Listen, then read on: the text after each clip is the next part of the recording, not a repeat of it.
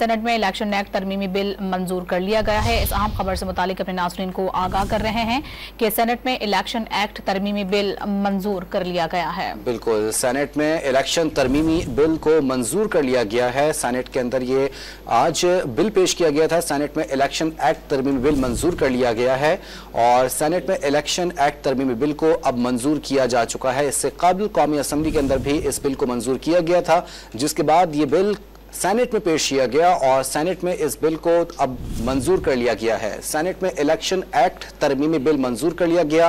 Bill वजीर कानून आजम नजीर तारड़ ने पेश किया।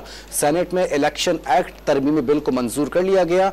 बिल विफाकी वजीर कानून आजम नजीर तारड़ ने पेश किया। इससे कबल कौमी असम्बली के अंदर भी यह बिल पेश किया गया था, जिसे कसरत राय से मंजूर किया गया था और आज सेनेट के अंदर यह बिल पेश किया गया, जिसे आज मंजूर कर लिया गया है। सेनेट में इलेक्शन एक्ट तरमीमी बिल को मंजूर किया गया है। बिल वजीर कानून आजम नजीर तारड़ ने पेश किया है। बिल्कुल, अपने नाज़रीन को इस अहम खबर से मुतालिक आगाह करें। कुछ तरमीम के बाद सेनेट में इलेक्शन एक्ट तरमीमी बिल मंजूर किया गया है, जो कि वजीर कानून आजम नजीर तारड़ की जानिब से पेश किया गया।